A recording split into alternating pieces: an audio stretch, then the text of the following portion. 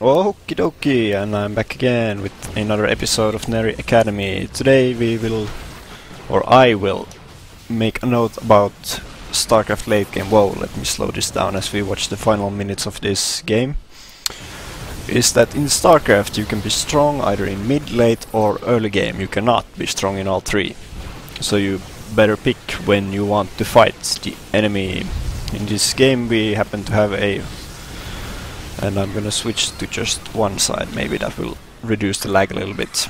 In this game we had a Protoss who picked to be strong in the late game. As we can see, he has the infamous death ball coming and destroying all that Zerg has and owns. And a Zerg that tried to be strong in mid game but did not succeed in said plan. And the result, as you can see, is not very pretty for the Zerg. Basically we just get owned. So, what do you do against this kind of death ball? Is something I will talk a little bit about in this game anyway. Our options are the following, in my opinion at least, is to make one, we could make our own death ball and fight death ball versus death ball. Two, we can counterattack, we can just basically run around it. We don't really actually fight the death ball, we just fight his everything else and then eventually wear it down by, for instance, having superior economy or just throwing waves and waves of units at the death ball. Or number three, we can just try and prevent it from being made in the first place. Kinda a recent topic among TVP is that Terrans should just Terran should have the mid-game goal to prevent the death ball from coming up or from coming up as strong. Now, in this game, which is about to end, it's chose number 3, trying to prevent the death ball. In a manner of speaking, I mean not exactly, perhaps not the phrase that he used, but the phrase that I use. So let's skip to the start as this game is over. The opener from both players in this game happened to be very standard, very normal. I'm gonna speed it up a little bit and some friendly chat in the beginning. We are known as Truty, and we are playing Zerg. So I will be going through this game as kind of pointing out some, what I would say as the biggest mistakes. There are always small mistakes which make the list very long. So we begin with the standard pool opener. I didn't actually pay much attention to the supply, as I don't really feel that's not of so great concern as to why we won or lost the game.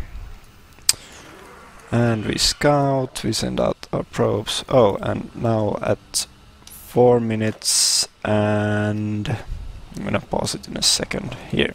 Our extractor is done at 4:43, and now as we look at the extractor, we see that there's nothing mining in it for 20 seconds, half a minute, and at... Whoa, longer than I remembered. At 6 minutes, maybe? 6 minutes, so about a minute and a half. We did nothing with the extractor. Normally I would say it's completely fine not to do anything, but since we are actually going for a timing attack to kill his third, we probably would want the gas. So that's, in my opinion, our first mistake.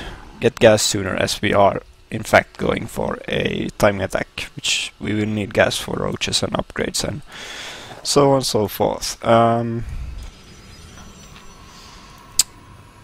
Yes, second thingy.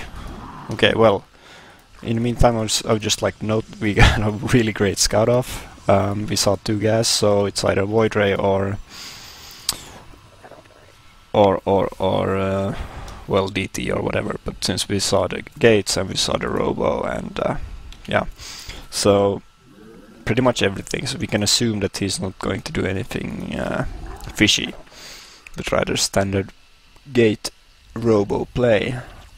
So again, our second mistake, which is actually right now, is that we have nothing scouting for the third.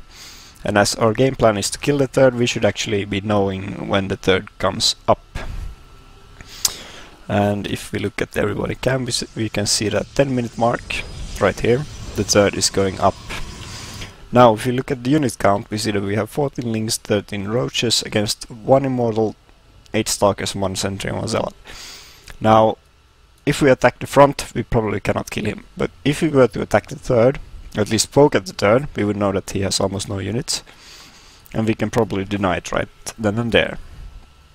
That we do not do, which is, well, the second mistake. Also, since we are going for a timing attack, we should assume that we are going to have the stronger army. Why else would we try to attack him if we don't believe that we can actually win the fight? So, following that logic, we also have map control. If we have the stronger army, we have the map control. So our army should be at this watchtower over here. Even if he comes out, we can still run away and be completely safe.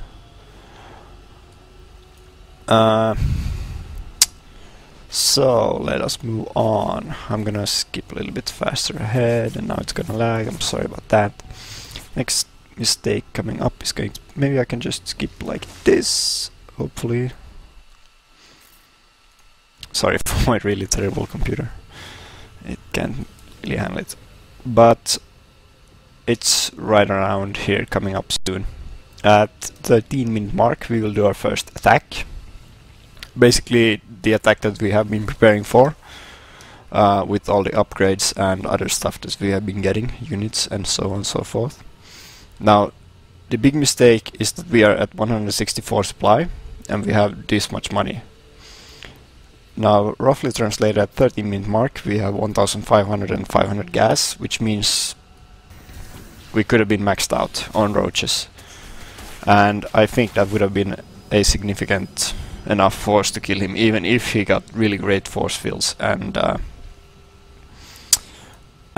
good engagement as a result of that. Now we do a really... I like this plan a lot. We do this two-pronged attack, one group here, one group here. Now Protoss army cannot be everywhere at once, so this is a really good thing that we do. Now, not so much a fan of this sending everything at once, because if we had just kept this army over here and sent the other army this way, then we could have wreaked a lot of havoc in this main. But as it turns out, our big plan to kill the third has failed. His army is big enough now to defend. He can easily just force field half off and kill the other half, as we are probably going to see right about here. Okay, terrible force fields and computer lag, but whatever. Basically right here, I'm even gonna pause it. We are moving back home, and we will send... I'm just gonna run normal speed, and we're gonna see that our home base, even though we have the stronger army. So, what do we do from here? Our game plan has failed. Now I'm gonna give some options. One is tech like crazy and get our own death ball ASAP, because we know he's going for a death ball on 3 base. This is, in my opinion, not such a good option, because he is quite far ahead in both tech, and he has his 3rd base, which means he will get his death ball really soon. We are probably not going to be able to catch up with that. Option number 2, I'm going to follow our 3rd player, so I don't have to focus so much on that. Option number 2 is to go eco crazy, get like every base we can, and just when he attacks one, we just counter, or we just try to flood him with units and just crush his army in half.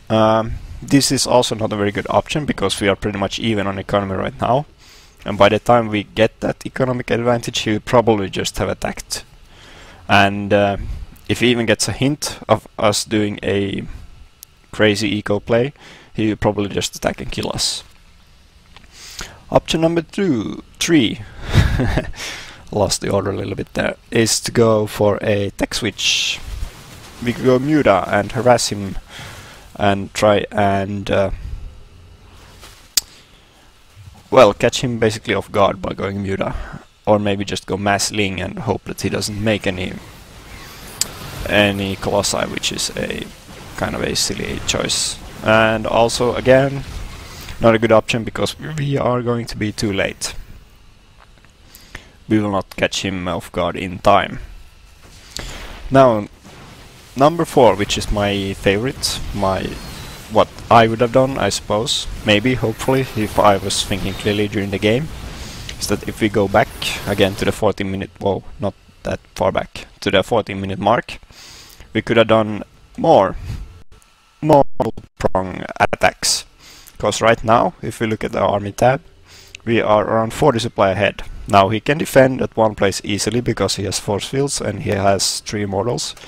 But if we send one group over here and one group over here, half and half, and if we had actually maxed out, he probably could not have defended both places at the same time.